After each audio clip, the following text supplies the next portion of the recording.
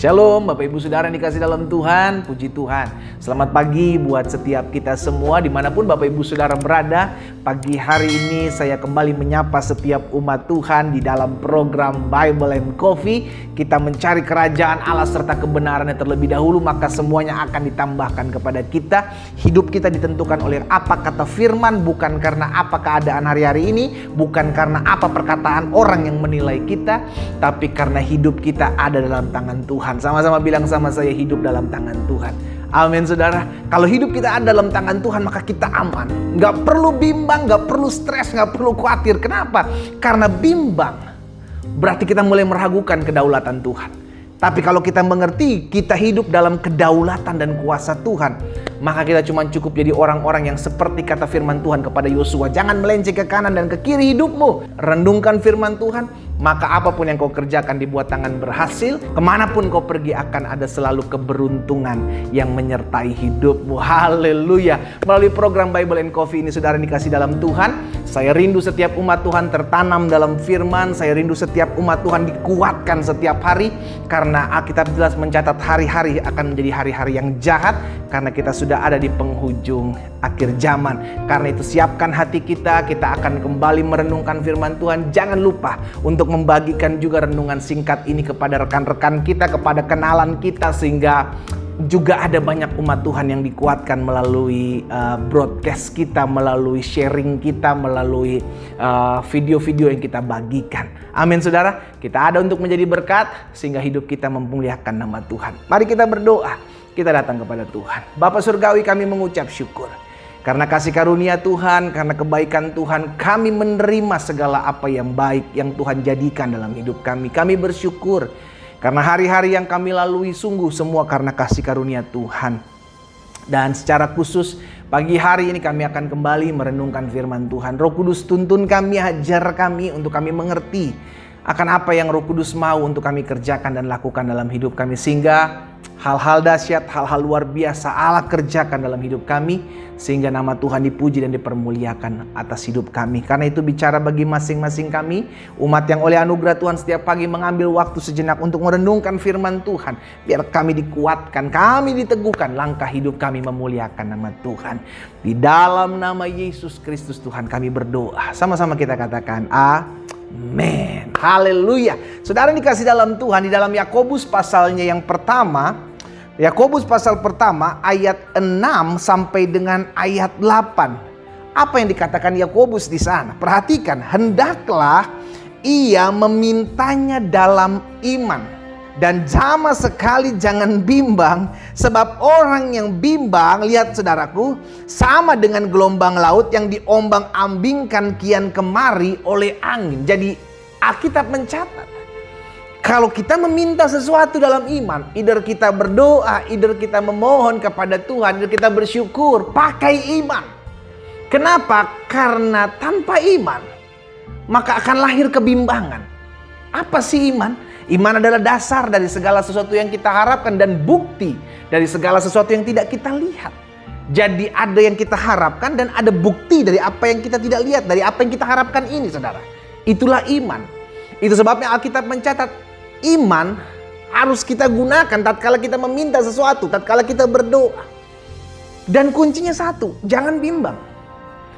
Karena kalau sampai kita bimbang, saudara dikasih dalam Tuhan, maka kita nggak menerima apa-apa. Lihat ayat 7, Orang yang demikian jangan mengira bahwa ia akan menerima sesuatu dari Tuhan. Lihat, jadi orang bimbang nggak akan pernah dapat apa. Kenapa? Karena bimbang.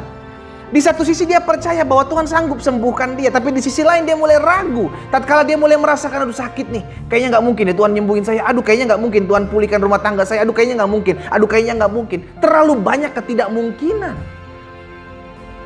Loh, di mana iman tatkala kita berdoa dong? Mana iman yang kalau kita berkata, Tuhan aku percaya Engkau sanggup menyembuhkan, Engkau sanggup memulihkan rumah tanggaku, Engkau sanggup mengubahkan segala sesuatunya menjadi baik. Tiba-tiba ketika kita menjalankan hidup kita, kita mulai bimbang. Jelas Alkitab akan katakan, engkau tidak akan pernah mendapatkan apapun. Kenapa? Karena engkau bimbang. Orang yang demikian jangan mengira bahwa ia akan menerima sesuatu dari Tuhan. Ayat 8, sebab orang yang mendua hati tidak akan tenang dalam hidupnya.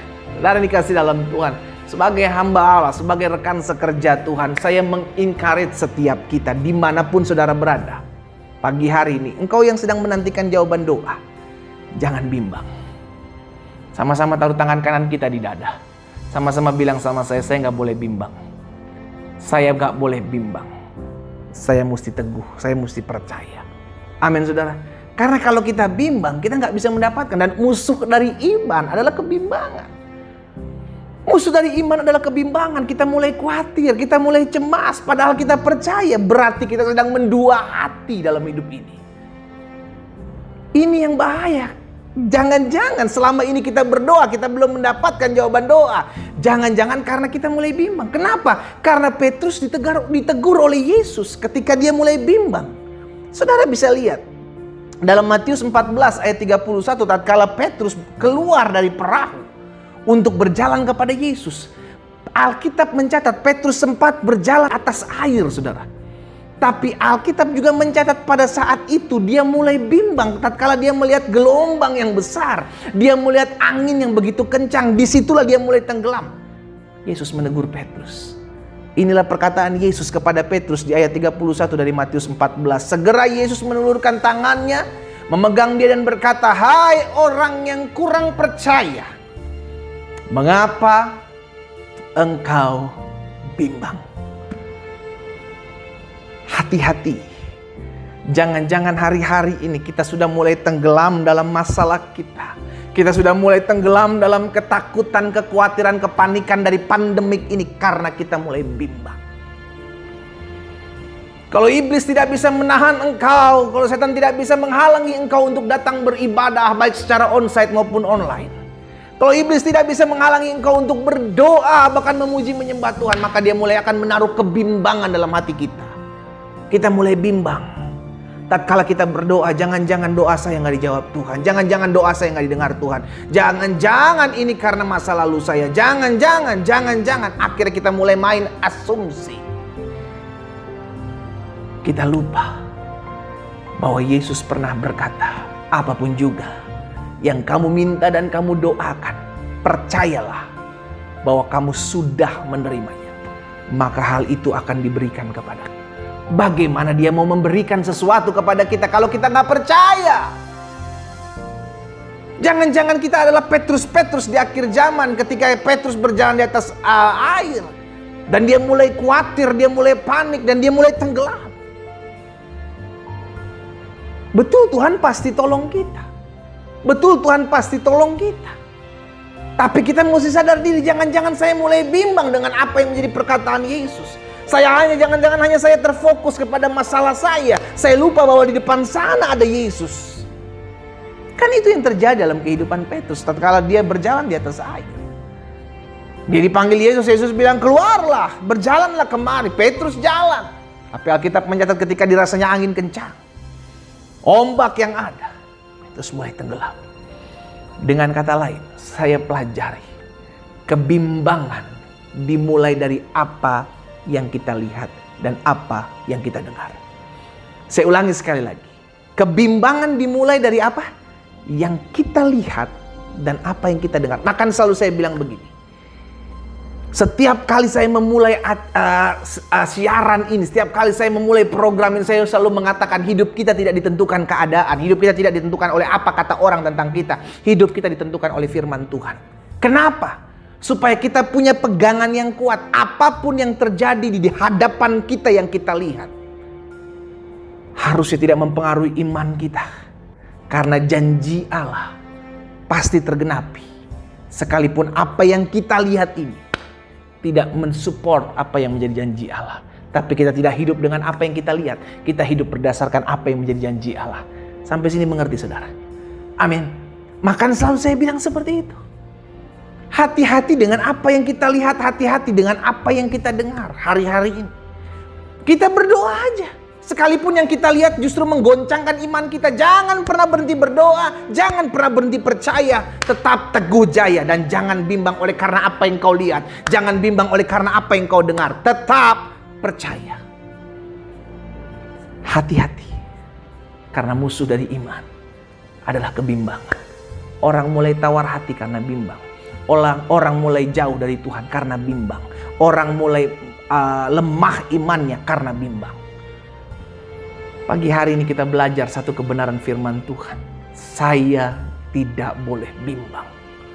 Apapun yang terjadi dalam hidup saya, yang saya pastikan yang terjadi adalah janji Tuhan, bukan realita yang ada di hadapan saya. Sehingga tergenapi apa yang Rasul Paulus katakan. Kita hidup bukan karena melihat. Kita hidup karena percaya kita kepada Yesus. Kita berdoa, kita datang kepada Tuhan. Bapa, Tuhan Yesus ampuni kami. Kalau Tuhan lihat dalam hati kami sudah mulai bimbang. Kalau Tuhan lihat dalam hati kami sudah mulai kehilangan kepercayaan. Tuhan Yesus ampuni kami. Hari ini kami diteguhkan iman kami. Kami tidak boleh terfokus dengan apa yang menjadi masalah kami. Karena seringkali yang kami lihat, yang kami dengar itu membuat kami bimbang, membuat kami tawar hati. Tuhan Yesus, kami berdoa. Kami mau memperkatakan bahwa yang pasti terjadi adalah apa yang baik yang berasal daripada-Mu. Yang kami mau katakan adalah yang pasti terjadi apa yang menjadi janji Tuhan dalam hidup kami. Bukan apa yang kami lihat. Karena yang apa yang kami lihat hanya sementara. Tapi janji-Mu ya dan amin, janji-Mu pasti tergenapi atas hidup kami. Hamba berdoa buat setiap umat Tuhan dimanapun mereka berada. Kalau hari-hari ini mereka sedang gonjang, mereka sedang bimbang oleh karena pandemik yang menakutkan, oleh karena keadaan kejadian hari-hari ini, hamba berdoa dalam nama Yesus, Roh Kudus teguhkan iman mereka. Karena keadaan apapun di hadapan mereka seharusnya tidak dapat mempengaruhi iman mereka kepada Tuhan. Justru semakin membuat mereka percaya kepada Tuhan. Berkat-Mu ada atas masing-masing kami Allah. Di dalam nama Yesus Tuhan, kami berdoa dan kami bersyukur. Sama-sama kita katakan amin, amin. Kita nikmati kopi kita, saudara. Haleluya. Jangan pernah bimbang. Apapun yang terjadi, apapun yang kau lihat, apapun yang kau dengar, tetap percaya karena hanya firman Tuhan yang pasti tergenapi. Tuhan Yesus memberkati setiap kita.